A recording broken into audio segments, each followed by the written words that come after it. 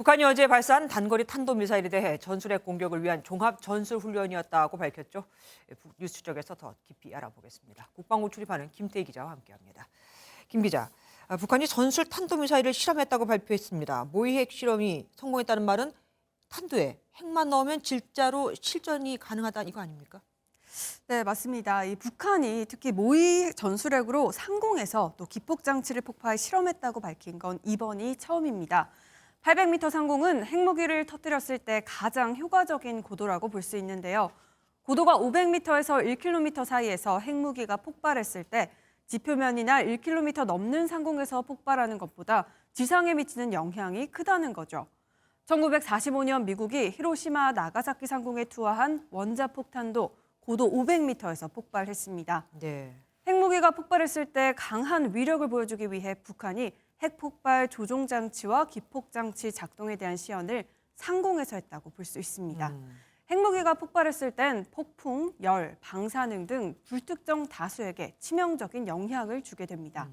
북한은 전술핵 운영부대에서 이 실험을 했다고 했습니다. 정확하게 전술핵이라는 게 뭡니까? 네, 전술핵은 전투 현장에서 사용되는 소형 핵무기를 의미합니다. 전략핵과 비교해 상대적인 개념인데요. 전략핵보다 위력이 작고 무게도 적게 나갑니다. 제한된 지역에서 관제탑 폭파처럼 군사적 목표를 공격할 때 사용됩니다. 전술핵은 수십 킬로톤의 위력인데 전략핵은 수백 킬로톤 이상의 파괴력을 지닙니다. 쉽게 말해 북한의 전술핵은 한반도를 겨냥한 것이고 전략핵은 미국을 겨냥하는 것이라 보면 됩니다. 전술핵은 그러니까 아무래도 좀 파괴 지역이 좁은 만큼 덜 부담스럽게 사용할 수 있다 이거네요. 물론 그 지역은 초토화되겠지만. 이번 발사에선 특이한 게 미사일 발사대가 보이질 않았어요. 네, 없었습니다. 보통 북한은 주로 이동식 발사대를 활용해서 미사일 발사를 하고 또 같이 보여주는데요. 이번에는 산속에서 발사가 됐고 발사 당시 화염이 V자로 나타납니다. 지하에 있는 원통형 4일로 시설이나 수직 발사대 등에서 미사일이 발사될 때 나타나는 모양입니다. 이 4일로란 미사일 발사 장치를 넣어두기 위한 지하 설비를 의미하는데요. 그래서 4일로 형태의 지하 구조물에서 미사일을 발사한 것이라는 관측이 나옵니다. 이번 북한의 실험은 사실 우리가 그동안 가장 크게 걱정해왔던 거 아닙니까?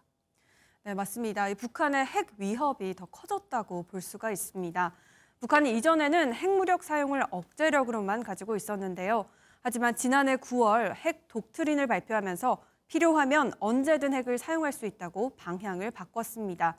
이번 훈련도 언제든 핵을 사용할 준비가 됐다는 걸 대외적으로 표명한 것이라고 볼 수 있습니다.